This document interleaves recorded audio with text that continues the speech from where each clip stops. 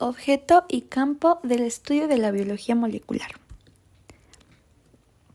La biología molecular es la disciplina científica que tiene como objetivo el estudio de los procesos que se desarrollan en los seres vivos desde un punto de vista molecular.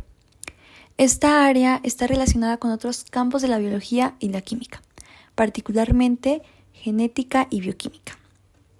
La biología molecular concierne principalmente al entendimiento de las interacciones de los diferentes sistemas de la célula, lo que incluye muchísimas relaciones, entre ellas la relación del ADN con la del ARN, la síntesis de proteínas, el metabolismo y el cómo todas esas interacciones son reguladas para conseguir un correcto funcionamiento de la célula. Este primer tema abarca los temas de la introducción a la biología molecular, el dogma central de esta misma, conceptos básicos, desarrollo histórico, proyecto genoma humano, ácidos nucleicos, entre otros pequeños subtemas. Entonces, vamos a iniciar con la biología molecular. ¿Qué es? Dentro del proyecto genoma humano, que vamos a ver más adelante y más desglosado, nos dice que la biología molecular es el estudio de la estructura, función y composición de las moléculas biológicamente importantes. Entonces, junto con la genética, ambos se interesan por la estructura y por el funcionamiento de los genes y por la regulación, o sea, de inducción y de represión, de la síntesis intracelular, de enzimas y de otras proteínas. Entonces, antes de pasar con el dogma central de la biología molecular, sabemos que pasar de ADN a ARN es un proceso que se llama transcripción. Es como copiar la información igual, o sea, de una manera igual, ¿no? Y ahora pasar de ARN a proteína es un proceso llamado traducción. Entonces, aquí ya no hay una copia exacta del ADN, obviamente, ni del ARN. O sea, sí le copia, pero es como a su manera y a su entendimiento, ¿ok? Como a su idioma, por así decirlo. Entonces, estos son los tres mecanismos que toda célula debe tener. Esto se le llama el dogma central de la biología molecular. Ahora, ¿qué es el dogma central de la biología molecular? Bueno, nos dice que el material genético fundamental de los organismos vivos va a ser el ADN y su característica fundamental es que la célula debe tener la capacidad de crear otra célula, es decir, de duplicarla. Y entonces el ADN no es el único material que existe en nuestras células, obviamente. También está el ARN, que una de sus funciones es, pues, que nos ayuda a no perder la información. La expresión de una célula va a terminar hasta que lleguemos a una proteína. Una de las características fundamentales del ADN es que toda célula debe tener la capacidad de crear otra célula. Ya lo dijimos. ¿Ok? Entonces, el ADN no solo está ahí sin hacer nada, sino que hace el proceso ya mencionado, el cual es la transcripción. Aquí no va a terminar el trabajo el ADN. Este es un intermediario. Para terminar, pues, ¿qué debe hacer? Pues debe pasar o más bien debe llegar a ser una proteína. Entonces, debe pasar de ARN a proteína y como ya dijimos, este mecanismo es llamado traducción. Aquí, a ver, un pequeño paréntesis. Los virus nos han enseñado que se puede ir de ARN a ADN, ¿ok? O sea, como en forma a la inversa, ¿no? Y a esto se le va a llamar transcripción inversa o retrotranscripción. Este mecanismo solo se da en los virus, o sea, no en nosotros. Los virus nos enseñaron que ellos también se pueden replicar. El ARN también se puede replicar, pero no se puede replicar en nosotros. Ok, ya lo dijimos. Solo en los virus. Entonces, retomando el tema principal, las proteínas pueden hacer modificaciones posttraduccionales. Y esto solamente lo van a hacer las células eucariotas. Si recordamos, tenemos dos tipos de células, a grandes rasgos, ya sabemos, las eucariotas y las procariotas. Y solamente las eucariotas lo van a hacer, ¿ok? Van a modificar sus proteínas gracias a las modificaciones posttraduccionales. Y bueno, un ejemplo de esto es la insulina. Gracias a estas modificaciones fue posible obtenerla. Entonces tenemos los conceptos básicos que debemos dominar al finalizar este tema. Estos son ácidos nucleicos, ADN, ARN, fenotipo, gen, genoma, genotipo y nucleótido. A ver, vamos a empezar con ácidos nucleicos. Los ácidos nucleicos están formados por la unión de bioelementos. Entonces aquí, por ejemplo, se puede unir carbono, hidrógeno, oxígeno, nitrógeno, fósforo. Y estos ácidos nucleicos vamos a decir que son polímeros, los cuales tienen un muy alto peso molecular, ¿ok? Estos monómeros van a ser los nucleótidos y van a decir que es un nucleótido, ¿ok? Tiene que tener 3 características principales, o sea, sí, las más importantes, que son, tienen que tener una base nitrogenada, una pentosa o un azúcar, o sea, es lo mismo, y deben de tener por lo menos un grupo fosfato. Entonces, ¿qué base nitrogenada pueden tener? Bueno, pueden tener adenina, citosina, guanina, timina y uracilo. ¿Y qué azúcar pueden tener? Pueden tener 2 tipos solamente, ribosa o desoxirribosa. Ahora, ¿cuáles son sus funciones? Ok, transmiten los caracteres hereditarios, transportan energía y transportan moléculas, átomos o electrones. Primero, transmiten caracteres hereditarios. Ok, para cumplir esta función, los nucleótidos se polimerizan formando polinucleótidos en forma de cadena llamados ácidos nucleicos. Entonces, hasta aquí. Vamos a tener 2 tipos de ácidos nucleicos. ¿Cuáles son? ADN y ARN.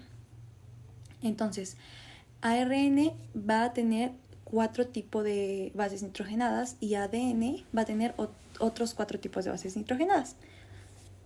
ADN puede tener adenina, guanina, citosina y timina. Y su azúcar debe de ser desoxirribosa. Y en el RNA va a tener como base nitrogenada o puede tener adenina, guanina, citosina y uracilo. Y su azúcar debe ser ribosa. Aquí son muy parecidos, obviamente que lo que cambia es que el ADN es una doble hélice y el ARN solamente es una.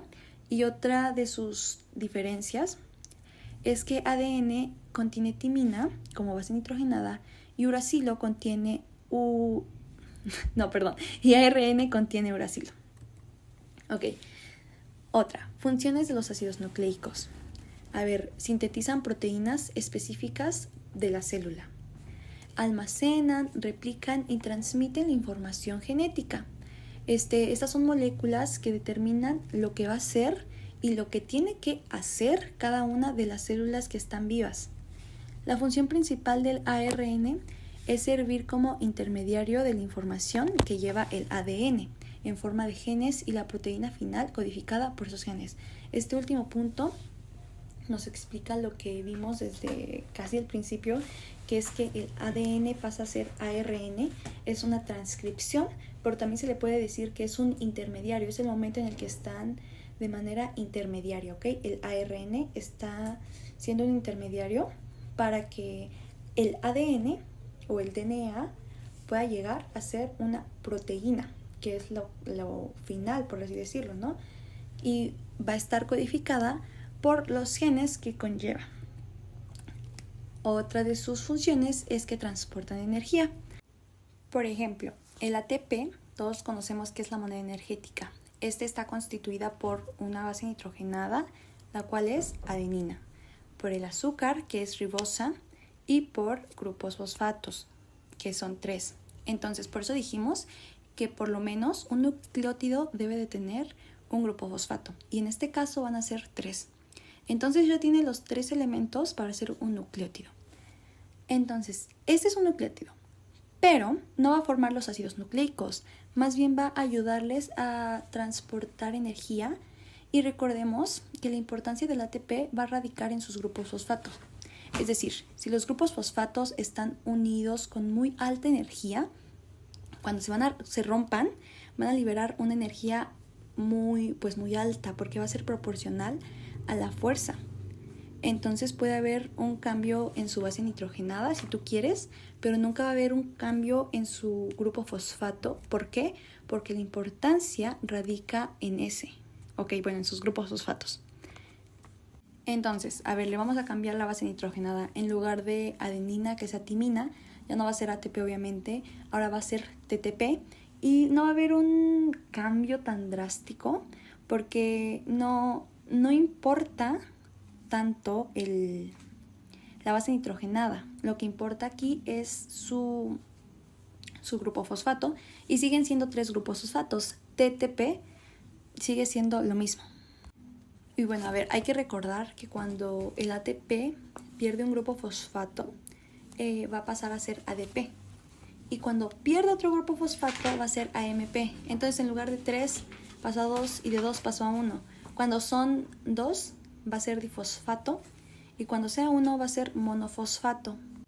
Una de las razones por las que pierden estos grupos fosfatos es por el gran tamaño que tienen. Podríamos decir que es estorboso, entonces tienen que dejarlo para que el ATP no se le haga difícil seguir con su ciclo de llevar energía.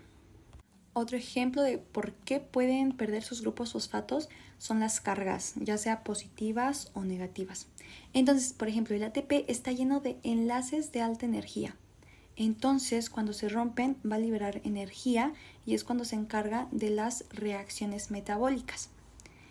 Entonces, ¿qué más hacen los nucleótidos? A ver, ya dijimos que guardan información genética, que transportan energía y ahora vamos a ver que también pueden transportar moléculas, átomos o electrones. En algunas reacciones metabólicas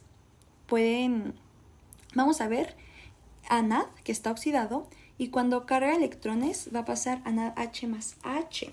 Este NADH más H va a estar reducido, pero solamente está cargando los electrones de manera temporal, o sea, no es como que sea siempre su trabajo. Y para que lo entendamos mejor es, por ejemplo, tenemos un compuesto 1, tenemos un compuesto 2. El compuesto 1 va a estar cargado de átomos y posteriormente este grupo de átomos se va a separar de este compuesto 1 y se va a transportar al compuesto 2. ¿Ok? Entonces por eso estaba de manera temporal en el compuesto 1, no es de que siempre esté ahí.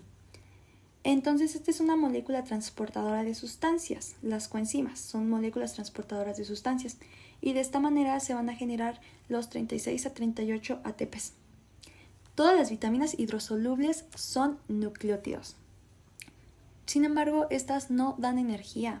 Estas son solamente moléculas que ayudan a las enzimas a que proporcionen la energía de una manera más eficiente y que sean mejores las enzimas, o sea, las ayuda a ser más eficientes, pues sí.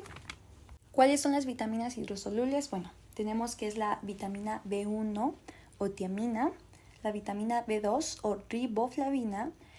Sus derivados son nucleótidos enzimáticos. A ver, por ejemplo, el FAD+, o el FMN+, son nucleótidos enzimáticos, ¿no? Y luego tenemos la vitamina B3 o niacina. Sus derivados van a ser nucleótidos enzimáticos también, pero con gran poder reductocorno. El NAD+ y el NADP+ pueden ser estas enzimas.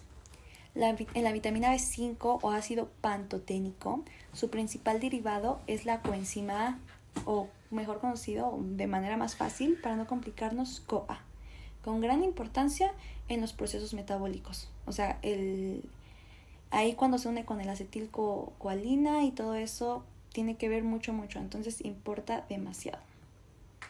Tenemos también la vitamina B6 o piridoxina y también la vitamina B12 o cobalamina. Vamos a pasar con la estructura de los ácidos nucleicos. Ya dijimos, ¿cuántos ácidos nucleicos tenemos? 2. ¿Cuáles son? DNA y RNA. Entonces, ¿qué dijimos? ¿Por qué son ácidos nucleicos? Porque tienen una base nitrogenada, porque tienen una pentosa y porque tienen grupo fosfato. ¿Cuáles son las bases nitrogenadas que puede tener el DNA? Adenina, citosina, guanina y timina. ¿Y cuáles son las que puede tener el RNA? Adenina, guanina, citosina y uracilo. Y repetimos, su diferencia está en su azúcar, que en el ADN es desoxirribosa y en el RNA es ribosa. Y también está en su grupo, en su base nitrogenada, perdón, que en el RNA es uracilo y en el ADN es timina. Y dijimos que esos ácidos nucleicos que tienen pues los monómeros que van a ser sus nucleótidos.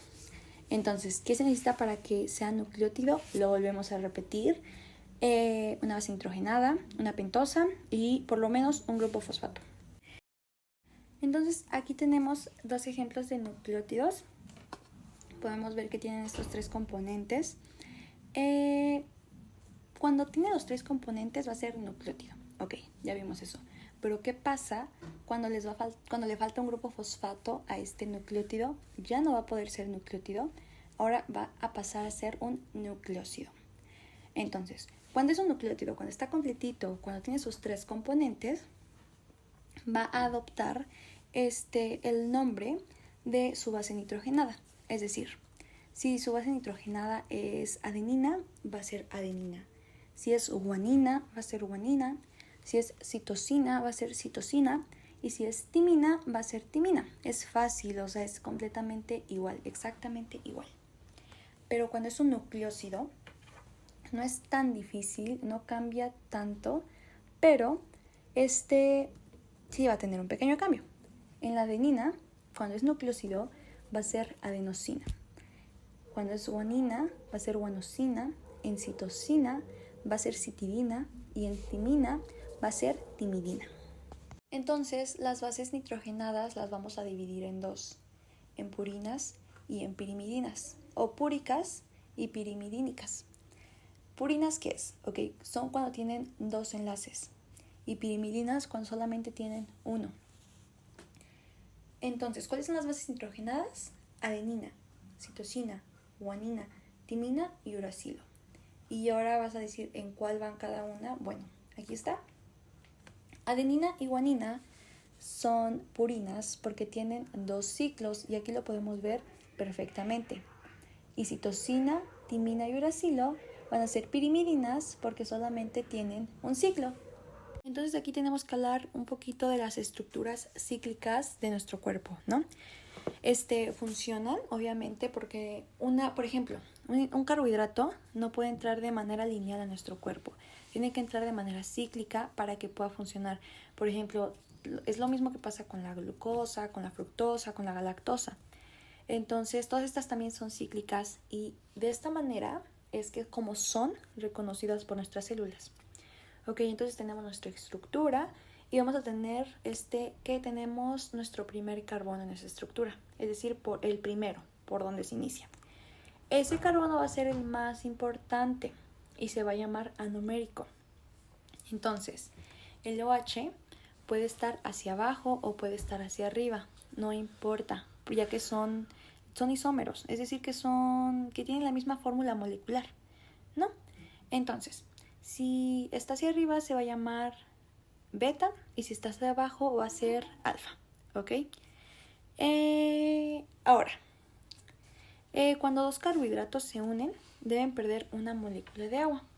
A esta reacción se le va a llamar condensación o también deshidratación. Está bien, los dos, ¿no? Y al unirse los dos enlaces, toman el nombre de enlace glucosídico. Entonces, tenemos dos anómeros, que son alfa, que es que está hacia abajo, y beta, que es que sí está arriba, ¿no? El OH. Siempre el enlace glucosídico debe iniciar en el carbono 1, es decir, en el anomérico. El otro no importa con cuál se una, pero sí importa mucho el primer enlace. ¿Ok? Y dependiendo con qué enlace esté, va a tomar el nombre. O sea, si está con el 1,1, con el segundo del segundo, que es 1,2, con el tercero del segundo, que es 1,3, y etcétera, ¿no? Entonces, por ejemplo, si este está hacia abajo, entonces va a ser alfa 1,4-glucosídico. Y si estuviera hacia arriba sería beta 1,4-glucosídico. ¿Por qué? Porque está unido desde el carbono anomérico, el 1, hacia el 4, ¿no? Del otro ciclo. ¿Ok? Entonces, dijimos que para unir los enlaces que necesitábamos, perder una molécula de agua, es decir, condensación. Entonces, para separarlos, pues, ¿qué vamos a necesitar? Obviamente sería agregar agua, o sea, hidratar, ¿no? Por eso en nuestra boca y en nuestro estómago tenemos hidrolasas. También en nuestro intestino están presentes, porque necesitamos estar haciendo esta función. Entonces, este enlace que está aquí representado se va a llamar alfa 1 4-glucosídico.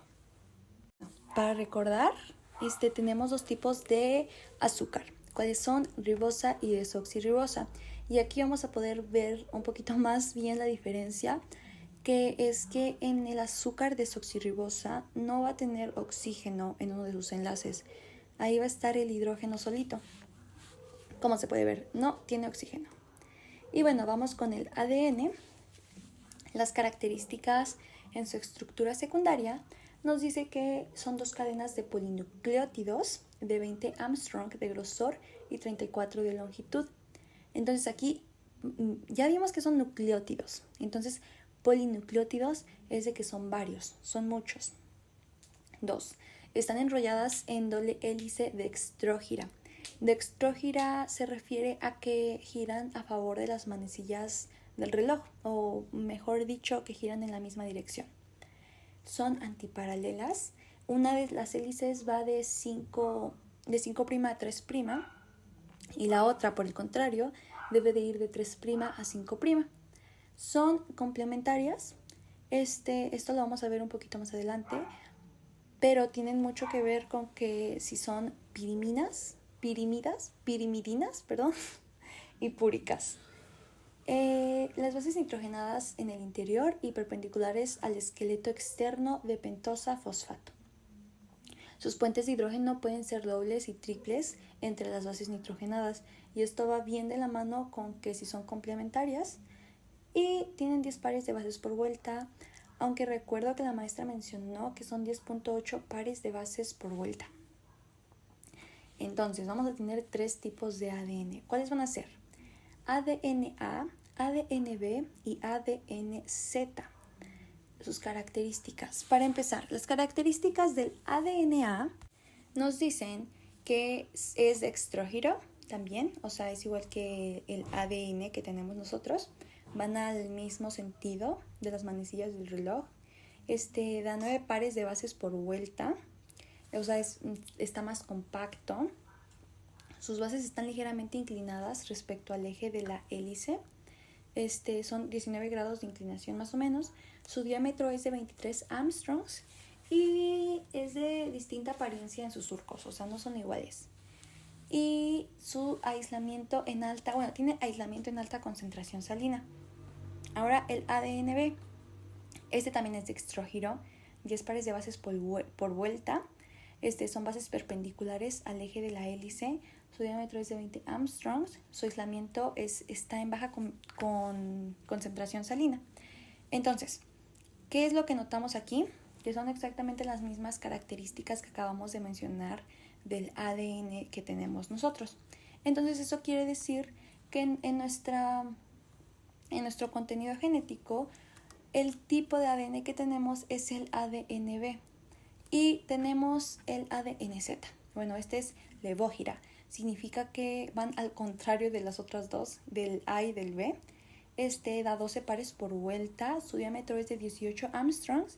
Y su conformación es en zigzag. Es como en escalerita, ¿no? No hay un surco mayor. Entonces estas conformaciones en zigzag tienen más o menos una inclinación de 9 grados. Ahora, las funciones del ADN. Bueno, para empezar, sabemos y está muy muy claro que almacenan la información hereditaria, son responsables, en el último término, del metabolismo y de lo que ocurre en la célula, y su reproducción es posible, más bien la reproducción es posible gracias a que se pueden replicar, que es de lo que vimos del dogma central, de que se debe duplicar. Una célula debe tener esa característica. Entonces, en sus puentes de hidrógeno, siempre vamos a encontrar a adenina con timina y a guanina con citosina. O sea, siempre van a estar así. Entonces, estos puentes de hidrógeno dijimos o mencionamos que podían ser dobles o triples, ¿no? Entonces, en adenina y timina van a ser dobles y en guanina y citosina van a ser triples.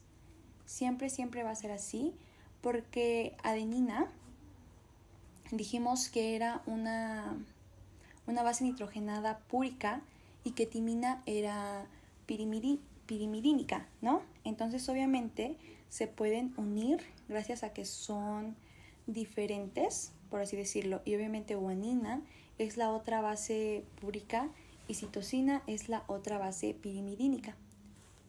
Pero estas van a estar unidas aparte por los enlaces fosfodiéster. ¿Cuáles son los enlaces fosfodiéster? Son los que están uniendo a dos grupos fosfatos. ¿Ok? Entonces, en la primera, que va a ser 5', no hay un enlace fosfodiéster porque obviamente no hay con quién unirse. No tiene un compañero para formar este enlace. Entonces está solo. Y al finalizar, en la 3', tampoco va a haber un enlace fosfodiéster porque pues es el final. Tampoco va a tener un compañero ahí, por así decirlo, para lograr formar este enlace. Entonces siempre debemos recordar que adenina su par va a ser timina y que guanina su par va a ser citosina. Los puentes de hidrógeno van a ser triples en la guanina y citosina y en la adenina y en la timina van a ser dobles. Y bueno, tiene niveles estructurales los ácidos nucleicos. El primer nivel estructural es el primario. Nos dice que es un polímero lineal formado por la unión de numerosos nucleótidos mediante enlaces fosfodiéster, que fueron los que ya mencionamos. Y el orden de los nucleótidos va a definir la secuencia del ácido nucleico. El siguiente nivel es el secundario. Está formado por la disposición relativa espacial de los nucleótidos que se encuentran próximos en la secuencia. Entonces, por ejemplo, en el DNA, su estructura definida por la unión de las dos cadenas polinucleotídicas a través de las bases nitrogenadas. Y en el RNA, estar presente en determinadas regiones de la molécula. Siguiente nivel, las estructuras de orden superior son todas aquellas de orden superior en los niveles primarios y secundarios. En el DNA son resultantes del superenrollamiento y de la asociación con proteínas básicas para formar la cromatina. No está determinada por niveles inferiores. Y en el RNA, en especial en el tRNA, es el plegamiento tridimensional definido. Este es muy similar a la estructura terciaria de las proteínas. Y ahora aquí viene la estructura terciaria. Esta nos dice que está formada por la disposición relativa espacial de los nucleótidos que se encuentran próximos en la secuencia. En el DNA, la estructura terciaria va a hacer referencia a ese empaquetamiento que va a sufrir la molécula de ADN con las proteínas histónicas para así lograr constituir la cromatina, de la que vamos a hablar un poquito más adelante. Y por último, la estructura cuaternaria. Esta estructura se da en las células eucariotas cuando están en el proceso de división, y en el ADN se va a empaquetar aún más hasta formar los cromosomas. O sea, si en la terciaria se empaquetaba a un nivel, esta se va a empaquetar todavía más. Y ahora vamos a hablar un poco de la historia del DNA. En 1865, Mendel, considerado el padre de la genética moderna, aparece con una manera estructurada de pensar en estos factores hereditarios que ahora llamamos genes. Y a medida que avanzamos a los años 1900, su trabajo fue redescubierto y la gente comenzó a decir: está bien, vemos cómo algunas de estas características son transmitidas de manera un tanto predecibles que nos permiten estructurar todo esto. Pero, ¿cuál es el mecanismo biológico para todo esto? ¿Cómo son codificados estos rasgos a nivel celular o a nivel molecular? Y así, en 1902,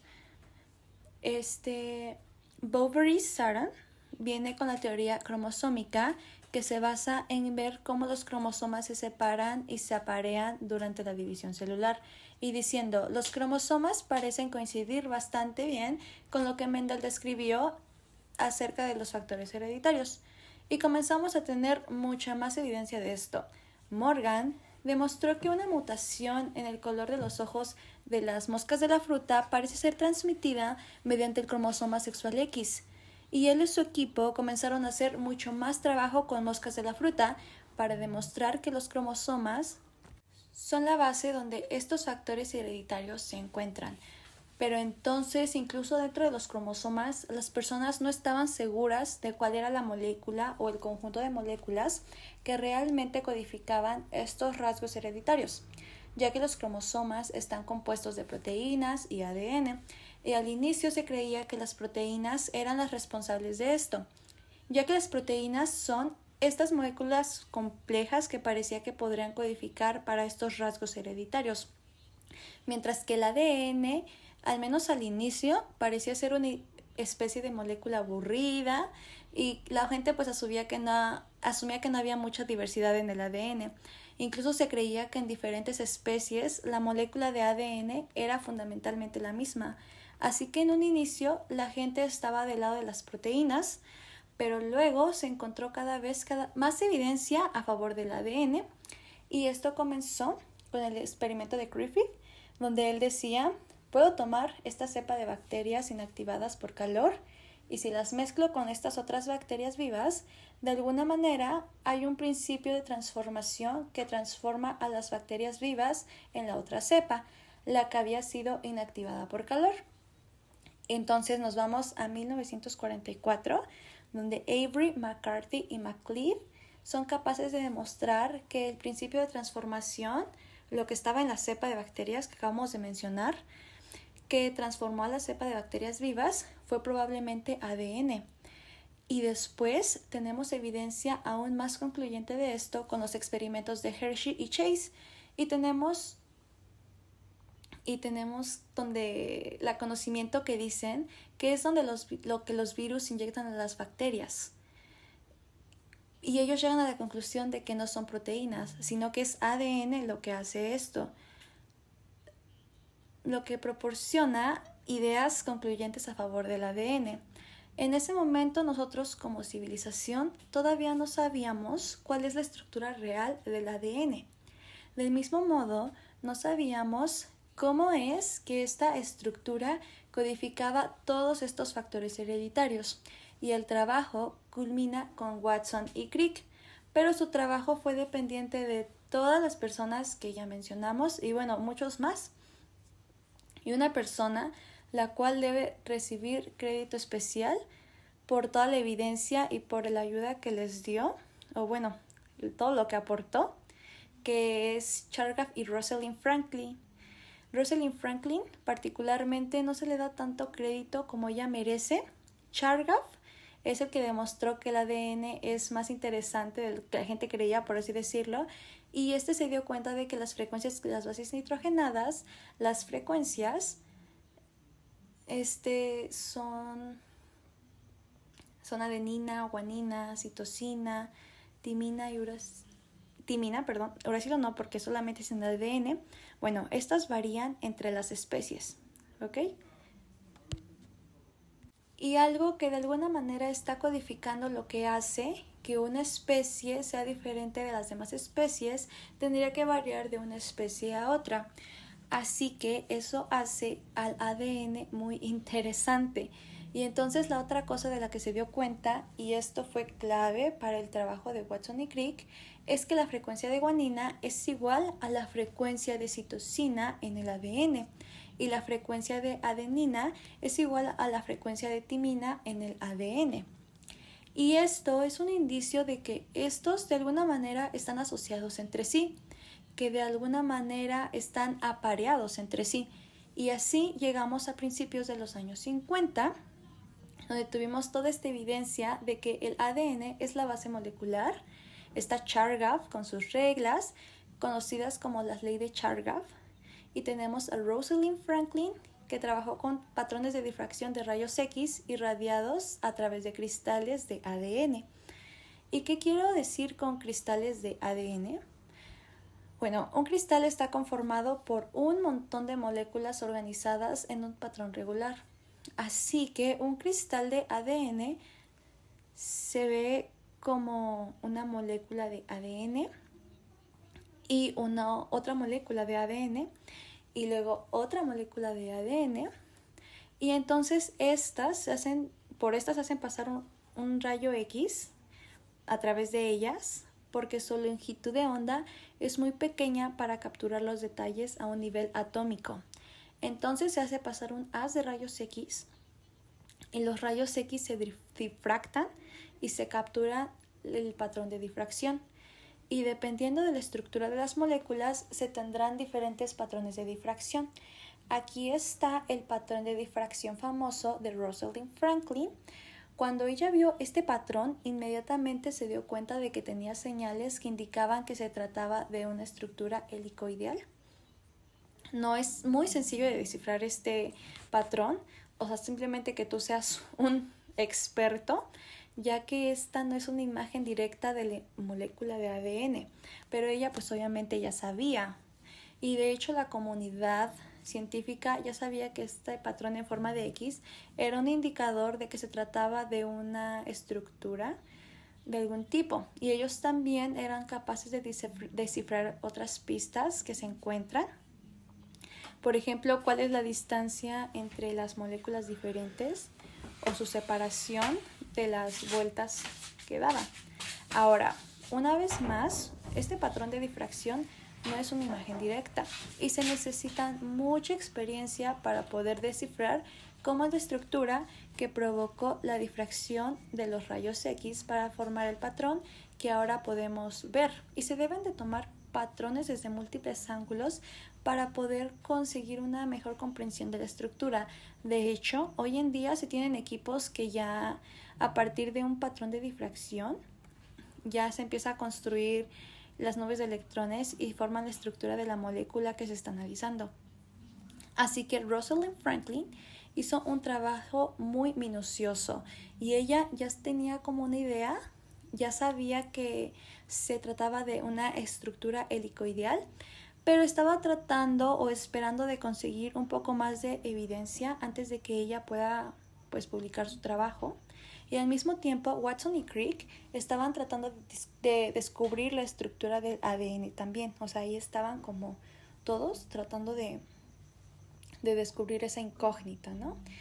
Y pudieron ver el trabajo de Frank y ellos con la ayuda de Morris Wilkins, quien trabajaba con Franklin, y ellos fueron capaces de establecer que no se trataba de una sola hélice, sino de una doble hélice, y que se tenía estos pares de bases que forman los peldaños de la doble hélice. Y esto fue muy interesante porque mostró cómo el ADN puede replicarse a sí mismo, la forma en que podía contener información. La parte triste de esta historia es que Wilkins, Watson y Crick ganaron un premio Nobel, pero Franklin lamentablemente murió muy joven y no está permitido otorgar premios Nobel, o sea, a personas que ya murieron, ¿no? No se puede. Ella realmente se mereció un premio Nobel. Este trabajo, que es considerado uno de los mayores descubrimientos de la ciencia, se basó en lo que Franklin hizo, y podrá decirse que si Watson y Crick no hubieran tenido acceso al trabajo de Franklin, ellos no hubieran sido capaces de dilucidar la estructura del ADN. Y si ella se hubiera apegado a lo que ella estaba haciendo sin que otras personas hubieran tenido acceso a su trabajo, posiblemente ella habría sido capaz de llegar a la misma conclusión que Watson y Crick. Por lo que ella es una de las personas que a veces la historia de la ciencia pasa por alto. Pero esto no es para no dar crédito al trabajo de Watson y Crick. Todavía había una gran cantidad de saltos de fe o saltos intuitivos, podríamos llamarles, muy importantes, que tenían que hacer para llegar a esta estructura de doble hélice. Esta estructura antiparalela de doble hélice, donde las hélices van en direcciones opuestas y se unen con las bases nitrogenadas que se aparean unas con otras. Y esto es un descubrimiento muy importante. A lo largo de la mayor parte de la historia humana sabíamos que los rasgos se transmiten de padres a hijos, pero parecía que estos rasgos eran algo místico. Es decir, sé que mi risa es como la de mi madre, pero ¿cómo es que eso se codifica en mi ADN? Y ahora podemos ver que en un montón de lo que nosotros consideramos, lo que nos hacen ser nosotros, está codificado en estas moléculas, en estos pares de bases, por lo que es hermoso y es increíble, porque es como arrojar luz sobre uno de los mayores misterios sobre el por qué o qué es lo que hace a los humanos humanos, y de hecho de lo que hace a todas las formas de vida ser lo que son. Entonces el ADN existe en forma de cromatina condensada. Se dice que el material genético que se encuentra dentro del núcleo, si investigamos, puede llegar a alcanzar hasta 1 metro. Entonces este debe caber dentro del núcleo. Por lo tanto, es que el ADN existe en una forma condensada dentro del ADN o dentro del núcleo. El ADN se enrolla 2 veces alrededor de un octámero de histonas para formar un octámero, que se conoce como octámero de histonas. Entonces, a ver, tenemos el octámero de histonas. Aquí si contamos tenemos los 8 histonas, que alrededor de este se está enrollando el ADN, que está en doble cadena, bueno, en doble hélice también podría decirse. Y ya entonces, este ADN, después de que se enrolla alrededor de la histona 2 veces, va a estar, digamos, agarrado, sellado por el H1 de histonas. Y esta unidad se va a conocer como nucleosoma. Tanto del octámero de histonas, más el ADN enrollado 2 veces, más el histona H1, todo eso se va a conocer como nucleosoma. Y esta estructura se conoce como eucromatina, que va a ser fácilmente transcribible, que significa que se va a poder transcribir y expresar la información. Esto se va a ir agregando para formar un enrollamiento y posteriormente un superenrollamiento. Este superenrollamiento, en la cual la cromatina va a estar bastante condensada, se va a conocer como heterocromatina.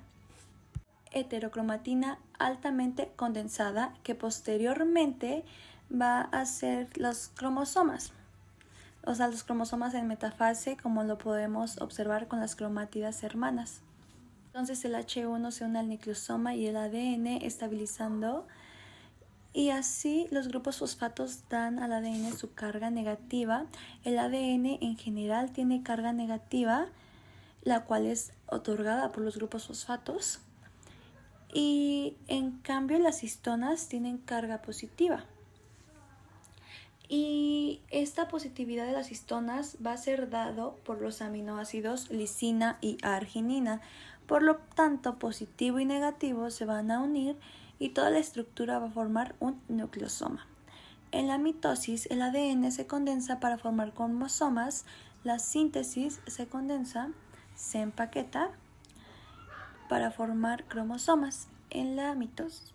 Generalmente en el estadio de interfase el ADN está totalmente suelto en todo el núcleo, totalmente suelto, pero se va a condensar para formar las cromátidas hermanas,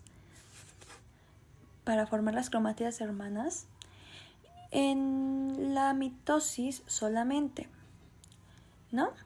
Entonces la síntesis de ADN ocurre en la fase TC del ciclo, en la fase S del ciclo celular. Las mitocondrias tienen su propio ADN, el cual es circular y este no utiliza histonas. ¿Y qué son mitocondrias? Bueno, mitocondrias son organelas citoplasmáticas. Y bueno, entonces, en esta imagen podemos observar lo que es el núcleo. Esta zona es la heterocromatina y la otra va a ser la heterocromatina y el nucleolo, que también lo podemos ver. Entonces decíamos que la heterocromatina es una zona altamente condensada de heterocromatina y por eso se ve como muy negrito en el microscopio. Y la eucromatina es la que es la estructura más sueltita, pues obviamente se va a ver como más blanquito, ¿no? Porque no está todo ahí junto. Entonces la eucromatina es la estructura más sueltita y es la que se va a transcribir, es la que se puede transcribir, que es la cadena de perlas, lo que habíamos dicho. Entonces la heterocromatina va a aparecer oscuro, ya dijimos. Es transcripcionalmente inactivo e inaccesible, porque como pueden ver, está súper enrollado. Aquí pues no puede acceder ningún ARN para poder transcribir. Entonces la heterocromatina está muy compacta, tan compacta que no se puede transcribir. Entonces la acetilación pues va a disminuir y la metilación va a elevarse. En cuanto a la eucromatina, que dijimos que es esta zona como blanquita, es menos condensado y aparece ligero en el microscopio electrónico. Es transcripcionalmente activo y es accesible, ¿no? Este verdaderamente se transcribe. La metilación de ADN va a cambiar la expresión de un segmento de ADN sin cambiar la secuencia. Entonces, este va a hacer como mute a la expresión del ADN, o sea, como que lo silencia. Por lo tanto, la metilación va a disminuir la expresión de ADN. Cambia la expresión, ¿no? Envuelto en la inactivación del cromosoma X, en la represión de elementos transponibles, envejecimiento y carcinogénesis. Eso es la metilación del ADN. Entonces, la represión dentro del promotor del gen, que se conoce como islas CpG, no van a ser más que secuencias en las cuales van a haber un montón de CG en la secuencia de ADN y que van a conocerse como islas. Y P, que viene de fosfato. Entonces esta represión típicamente reprimen y silencian la transcripción genética. Contra la metilación de las histonas, ya dijimos que las histonas son estas estructuras. Este es el octámero de histonas y el H1 de histonas, ¿no? Entonces esta se va a metilar y se va a silenciar. Usualmente causa represión transcripcional irreversible en los grupos metil. Metilación de las histonas mayormente hace al AE lo silencia. En cuanto a la acetilación que viene de activación, sería la acetilación, o sea, acetilación activa. En este caso, la acetilación de las histonas va a haber una remoción de la carga positiva de las histonas. Por lo tanto, si le quitamos la positividad a las histonas, ya no se va a atraer tanto con los ADN que son negativos. El ADN en general siempre va a tener carga negativa. Las histonas tienen carga positiva. Si a las histonas le quitamos su carga positiva, lo quitamos así, entonces ya no se va a poder unir con el ADN, solamente se va como a soltar, o sea, va a estar sueltito. Y esto va a condicionar un aumento de la transcripción. En cuanto a la desacetilación de las histonas, sería como desactivación, va a haber remoción de los grupos acetil.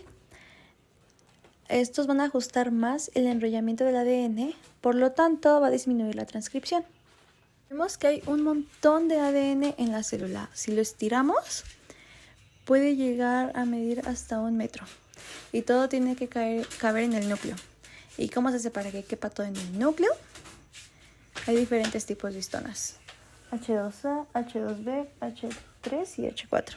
Estos se agregan juntos y el ADN se enrolla 2 veces para formar un nucleosoma. Hay un tipo de histonas conocido como H1 que va a unir todo esto. Lo que hace que el ADN se enrolle alrededor de las histonas, bueno, Esto es debido a que el ADN está cargado negativamente y las histonas tienen aminoácidos cargados positivamente, las lisinas y las argininas. Entonces el efecto de la acetilación y la metilación depende de los aminoácidos de las histonas. En general, agregar grupos acetil hace que el ADN sea más accesible al ARN polimerasa. Entonces, dependiendo de que si tienes más o menos acetilación o metilación, las histonas hace que las histonas se unan y por lo tanto la transcripción va a ser menor. Entonces, ¿cuál se va a transcribir más? ¿Heterocromatina o eucromatina? Bueno, se transmite eucromatina, se transmite más porque es más accesible.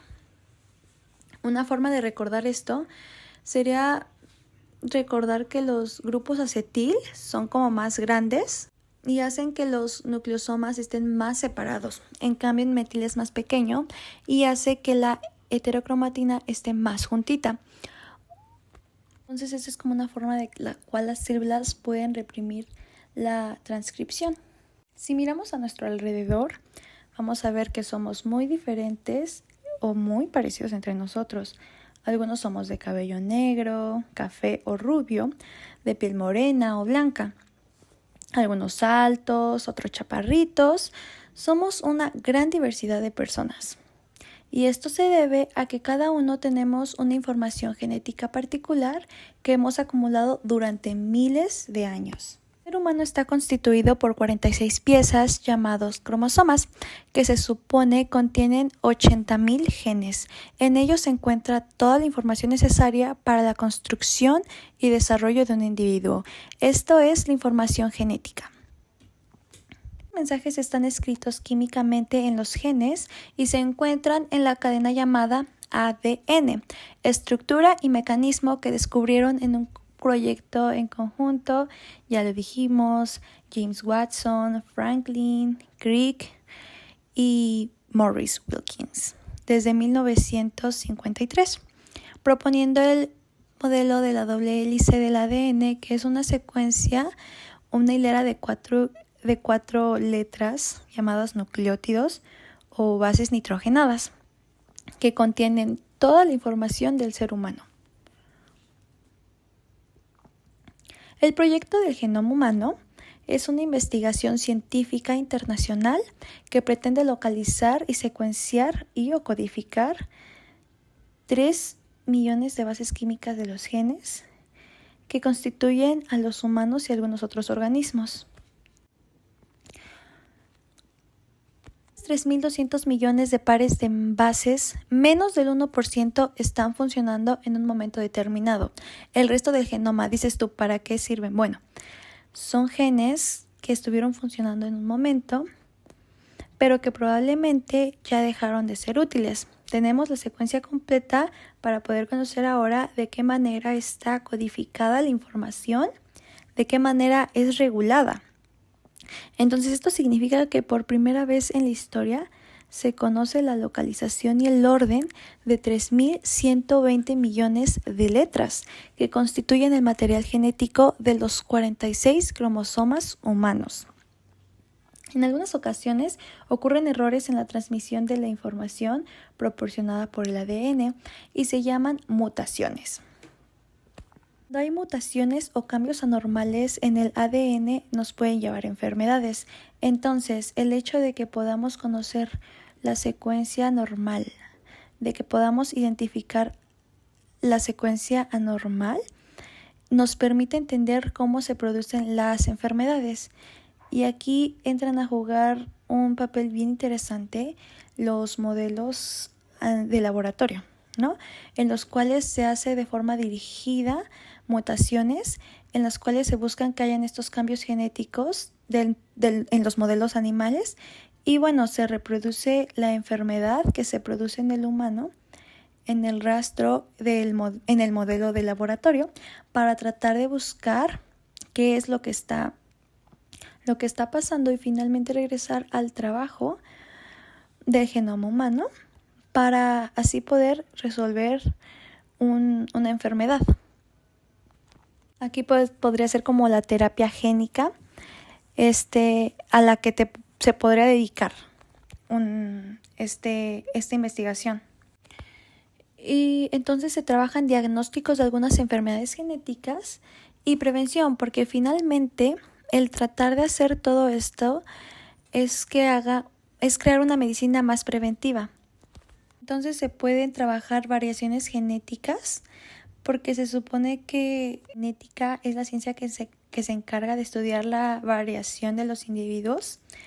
Y acá buscamos las variaciones genéticas entre las poblaciones mestizas, que son la mayoría, y poblaciones